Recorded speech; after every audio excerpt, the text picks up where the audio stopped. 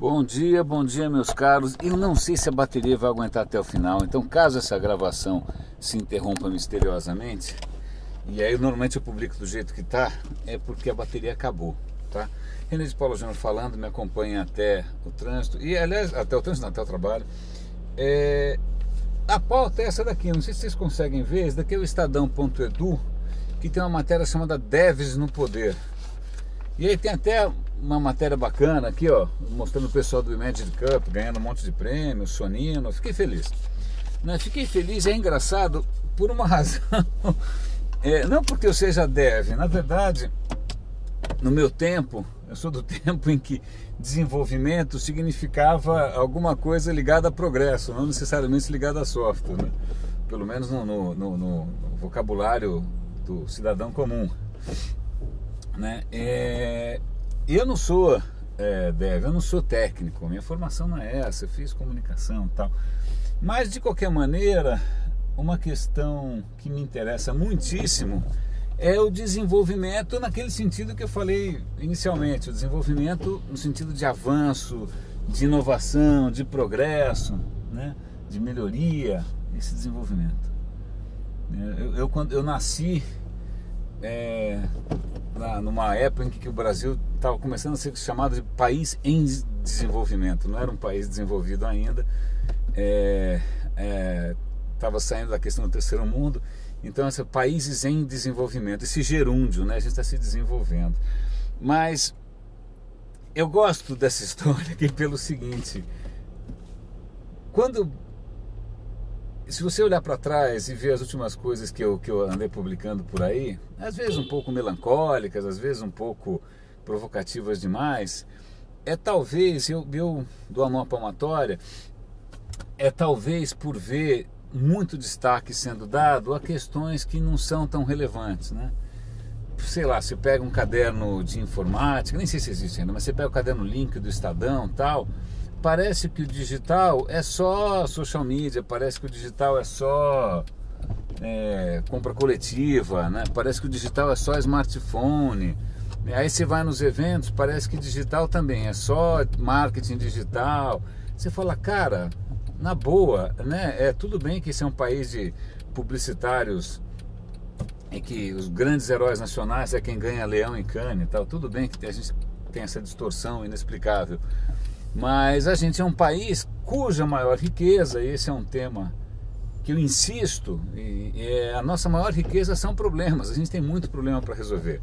Imagina se você nascesse na Noruega, na Finlândia, não tem problema lá, não tem porra nenhuma de problema, não tem nada para fazer, né? Aqui tem problema beça, né? E até para citar um exemplo, eu sei que recentemente eu vi um caso, até quero conhecer esses caras.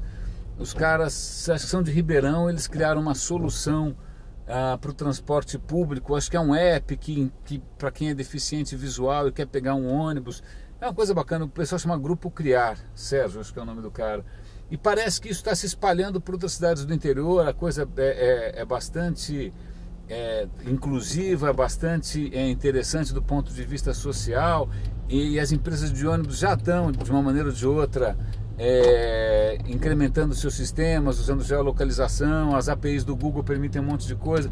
Eu quero conhecer um pouco essa história, e o mais legal disso para mim é ver uma moçada, né, com talento, né, desenvolvedores que com domínio da técnica e tal, resolvendo problemas concretos. Cara, isso é de tirar o chapéu, tá? Nos últimos anos, na verdade, estou nessa área de digital, sei lá, 16 anos, e já mudei de, sei lá, digital virou um guarda-chuva tão amplo. Guarda-chuva, ainda é legal falar guarda-chuva porque tem um monte de gente usando guarda-chuva que está garoando, mas é um guarda-chuva tão aberto, tão amplo, que nem sei mais o que quer dizer essa história, mas eu já fui, sei lá, agência, plataforma, o diabo a quatro. Mas uma das coisas mais legais que eu andei fazendo nos últimos anos, eu fiz isso tanto na Local Web agora, como na Microsoft, foi tentar pensar o ecossistema digital, né? O ecossistema de desenvolvedores, de web developers, de gente que está criando soluções, que está criando plataformas, e ver como é que a gente faz esse ecossistema florescer, e como é que isso... Putz, conheci muita gente legal no Brasil inteiro, né? Conheci, iniciativas muito bacanas fora do eixo Rio-São Paulo. De repente você vê uma plataforma de mobile no Rio Grande do Sul, de repente você vê soluções para o agronegócio em Londrina, de repente você vê e assim vai, Goiânia, tanto lugar fazendo coisa legal. Então por isso que eu fico super feliz dessa história do Devs no Poder aqui aparecer justamente num caderno de educação, tá? Eu adoraria que isso aparecesse no Link também, eu adoraria que isso aparecesse também no Metrópole, que isso aparecesse, nem sei, alguém cria algum caderno especial nos jornais para sair um pouco desse ranço tonto, né, de que digital é só aparelho caro para você comprar, é só press release da Apple, né? Sai dessa bobagem.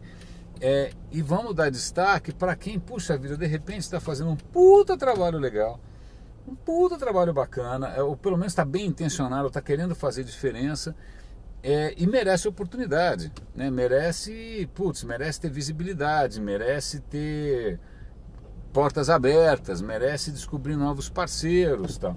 O que eu percebi, e aí talvez a minha colaboração, além de bater palma aqui e tal, eu acho que espero poder colaborar de uma maneira aqui, eu já vou chegar nisso.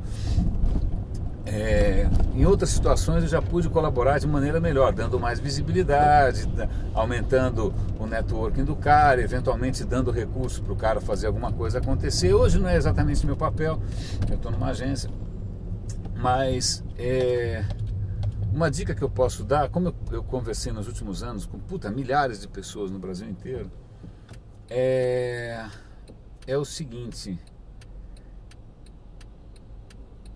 já que, né, é engraçado esse título, Devs no Poder, né, já que, eu lembro sempre do Homem-Aranha, né, com grandes poderes vem grandes responsabilidades, tal, né?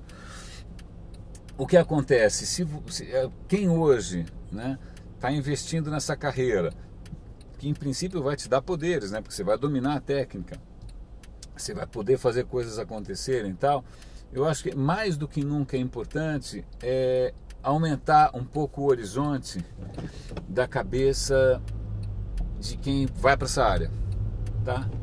E eu explico por quê. A primeira delas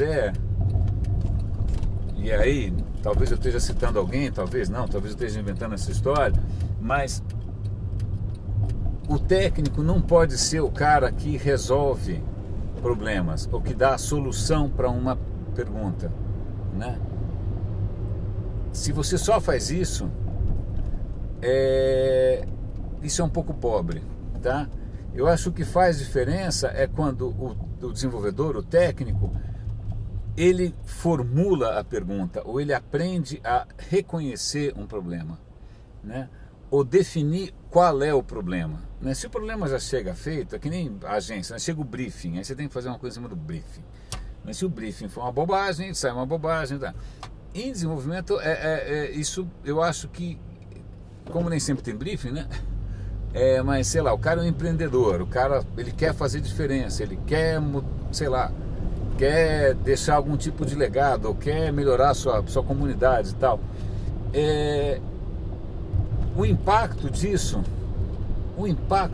vai depender fundamentalmente da capacidade que ele tem de olhar e reconhecer problemas, ou reconhecer os fatores envolvidos no problema, ou reconhecer os nuances, reconhecer os impactos, tá? Eu acho que a gente já está num grau de maturidade nessa questão do digital, em que a gente já viu o que acontece quando um desenvolvedor ingênuo põe uma plataforma lá sem pensar muito nas consequências. É só pensar em questões de privacidade, toda vez que o Facebook mudou a torta direito as coisas sem perguntar para ninguém, ou toda vez que alguém publica um troço sem muita segurança e dá uma desgraça para tudo quanto é lado, ou na verdade não foi, muitas vezes eu tenho certeza que é ingenuidade. O cara não parou para pensar no impacto que aquilo poderia ter, não parou para pensar nas considerações jurídicas, ou então ele partiu de uma pressuposição que é simplista ou é simplória, tal. Um exemplo clássico, um exemplo rápido e muito recente, a gente aqui em São Paulo, os celulares agora ganharam um dígito a mais. Legal, aí os jornais começaram a noticiar, olha, se você tem um smartphone, estão aqui alguns aplicativos que os desenvolvedores brasileiros desenvolveram para corrigir tua agenda. Pô, legal. Aí eu fui testando um por um. Cara, no geral, eu acho que eu achei um lá que era mais usável, graças a Deus. Mas no geral, embora o problema fosse basicamente o mesmo, né? Corrigir a porra da agenda, tinha coisa ali que nem marciano conseguia usar. Não dá para entender. Não dava para entender. Aí de uma hora para outra aquilo podia duplicar a sua agenda, ou as mudanças podiam ser irreversíveis, ou não fazia backup. Eu acabei escolhendo um homem que não só era muito mais agradável de usar, a comunicação era mais clara, eu me senti mais confiante, o que eu fiz era reversível, uma série de preocupações que eu chamaria de experiência do usuário, de UX, que são preocupações humanas.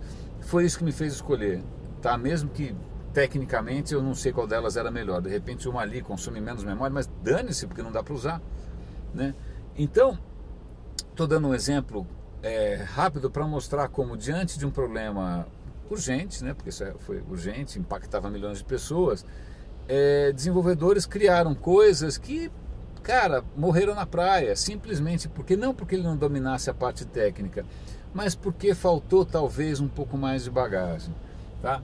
E aí tem um ponto interessante. Eu tenho um pé nos dois mundos de uma certa maneira, porque quando eu era muito novinho, o que faz bastante tempo, uns 30 anos mais ou menos, eu cheguei a fazer um tempo de engenharia. Aí eu desencanei, faltava um tempo para acabar, larguei tudo e fui fazer comunicação, rádio e TV. Eu não tenho muito juízo mesmo. Bom, então eu passei um bom tempo dentro da área estritamente técnica, escola politécnica e tal, e fui para o extremo oposto, que é comunicação, a ECA, a USP, tá bom, né? E sou muito feliz de ter feito isso, me orgulho bastante, etc e tal. Mas o que eu percebi é que naquele tempo tinha um ranço, né? Quem vai para a área técnica, e é um ranço que os professores passam para os alunos, é um círculo vicioso, a coisa se reforça. O ranço é o seguinte: o cara que vai para a área técnica aprende, ou pelo menos, né, aprende a desprezar outras disciplinas. Aquilo é baba, isso é frescura, isso é besteira, né? Eu gosto de 0 e 1, eu gosto de certo e errado, eu gosto de 3 casas depois da vírgula, eu gosto de equações diferenciais do 3º grau, sei lá do que cacete o cara gosta. Mas a questão pode gostar, mas as outras coisas não são menos importantes. Negócios, importante. Marketing, super importante. Experiência do usuário, importante pra caramba. As implicações jurídicas, super importantes, tá? Então, eu vi de perto como você bitola pessoas, como a pessoa sai de lá bitolada, como a pessoa de lá sai insensível, como ela é insensibilizada para questões que não dá mais para ignorar, né? A gente está num mundo em qualquer decisãozinha pode impactar tanta gente. Sei lá, se o Google fizer uma atualização atrapalhada e a busca não funcionar por 5 minutos, cara, quantas pessoas isso impacta? Se o Facebook também fizer uma besteira com os dados de todo mundo, quantas pessoas isso impacta? Entendeu? Se alguém que cuida do sistema que gerencia os semáforos em São Paulo fizer alguma desgraça, quantas pessoas isso impacta? E assim vai, né? Se o GPS, se os satélites pararem de funcionar, o que acontece, né? Então hoje não é só mais uma questão de zeros e um ou de eficiência técnica, hoje essas coisas todas estão sendo usadas por pessoas comuns, envolvem a vida de pessoas leigas, né? Elas estão começando a ficar transparentes, as pessoas nem sabem mais o que está acontecendo direito, né? Então qualquer decisão infeliz, qualquer abordagem simplista, qualquer ingenuidade pode ter um impacto que não é fácil, né? Então, o que eu fico super feliz ao longo desses últimos anos foi de ter conhecido desenvolvedores que não só eram empreendedores. Se empreendedor, tudo bem, que legal, bacana, você empreende, ótimo, super feliz, mas que tivessem uma formação, uma abertura que saía fora desse estereótipo do geek bitolado, entendeu? Do engenheiro bitolado, que saíam fora disso. É o cara que se preocupa um pouco mais com a sociedade, é o cara que vai tentar entender como funciona a questão pública, a relação do poder público com o setor privado, é um cara que vai tentar entender como funciona o sistema judiciário, é um cara que vai tentar entender como é que ele pode melhorar a questão da médica pública. Cara, são caras que pensam fora da caixa. Fora da caixa não é fazer uma tatuagem. Desculpa, fora da caixa não é fazer um piercing. Fora da caixa não é comprar uma roupa engraçada e aguentar a tiração de sarro da família. Cara, isso é normal. Isso é coisa de boutique, né? Fora da caixa hoje é quando você transcende as limitações que o sistema educacional colocou em você. Quando você não é só um engenheiro que tem desprezo por marketing, ou desprezo pela estética, ou desprezo pela experiência do usuário. Quando você não é mais um desenvolvedor que fala, Dani, você não precisa saber escrever direito, né? Eu programa em, C Sharp, Java, eu não preciso saber escrever português. E aí vem uma questão curiosa, saiu um artigo outro dia na Harvard Business Review, que era até um pouco provocativo demais. O cara falava o seguinte: eu não contrato gente com gramática ruim. Se o cara não escreve direito, isso é um péssimo sinal. É sinal não só que o cara não estudou, mas de repente o cara não consegue formular direito o pensamento. Se o cara não consegue formular pensamento, se ele não consegue se articular, então as decisões que ele toma podem também ser pobres, podem também ser truncadas, podem também ser ruins, né? E olha que engraçado, né?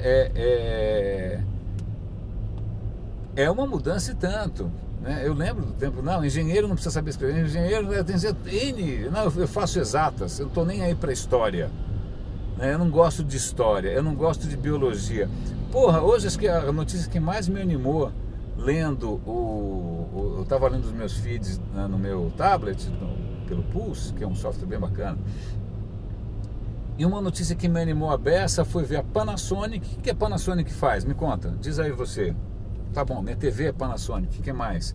Eu acho que eu tenho um telefone Panasonic, o que mais? Não, a Panasonic estava fazendo um processo de, entre aspas, fotossíntese, um processo artificial em que você consegue capturar CO2 da atmosfera, e digamos que isso é bem importante, né? Tem CO2 aí muito mais do que devia, e através da energia solar converter isso em alguma coisa. Ou seja, ele estava capturando o CO2, liberando o oxigênio, ou seja, que é uma coisa que as plantas fazem, e com uma eficiência próxima das plantas.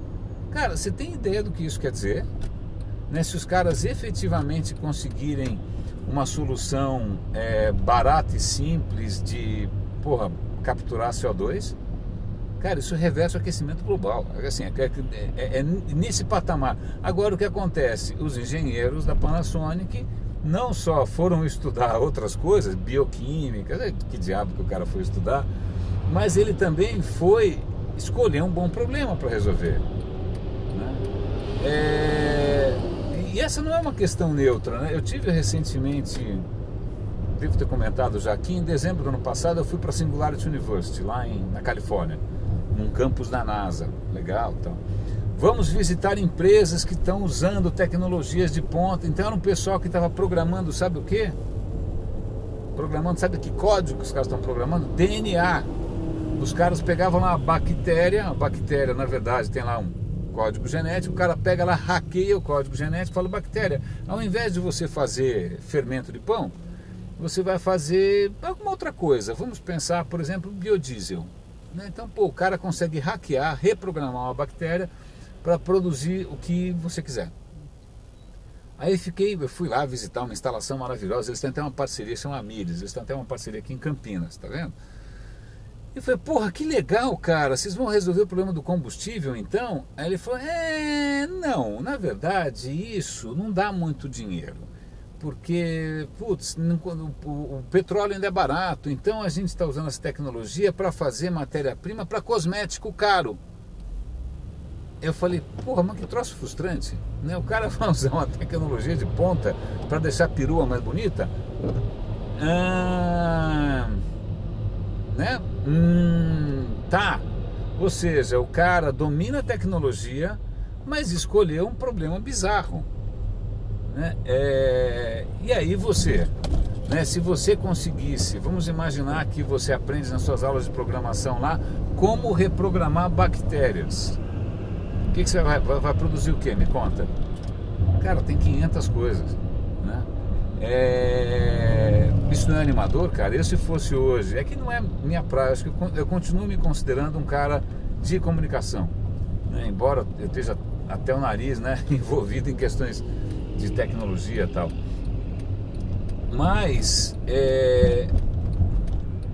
eu falando de novo na singularidade, você tinha aula lá com um cara que mexia com robótica, inteligência artificial, genética, o diabo a quatro, astronautas, pô, foi super legal e tal.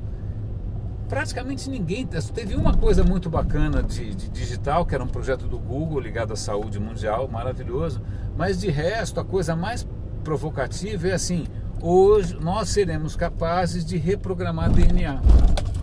Quais são as implicações disso? Cara, inúmeras, e não dá para ser ingênuo.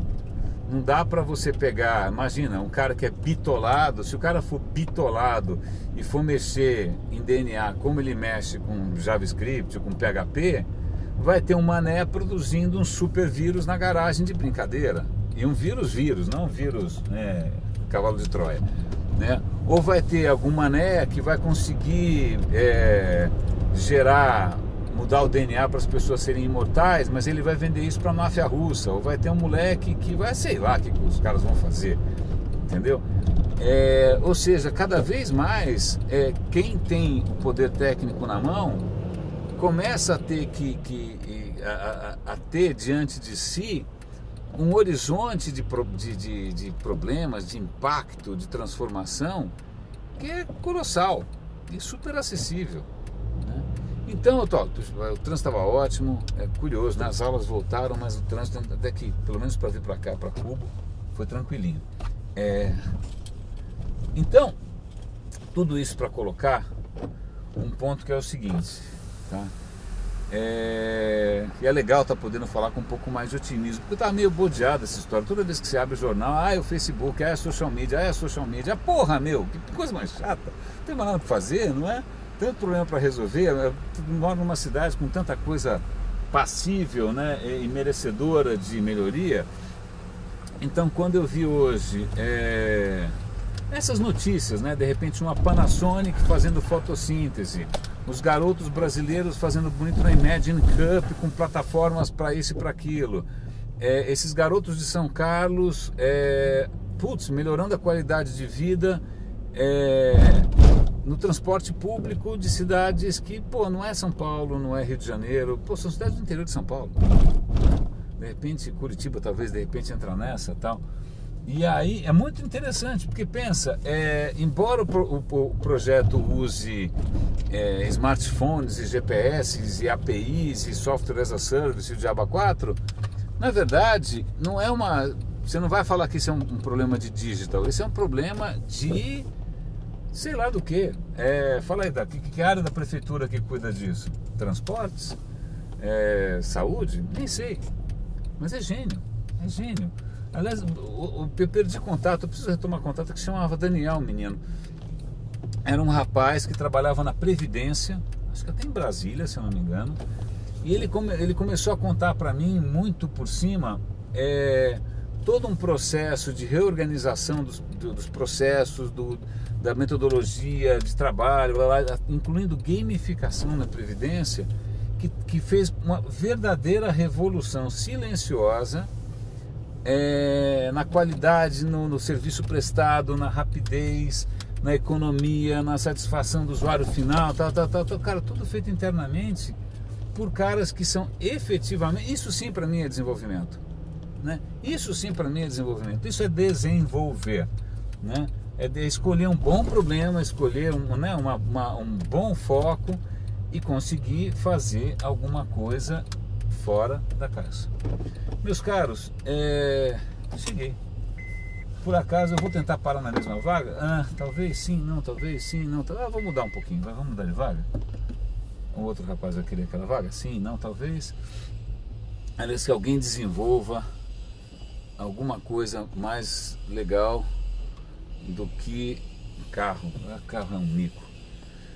Meus caros, René de Paula Júnior falando, um grande abraço, parabéns para quem usa seus poderes com responsabilidade, roda e avisa.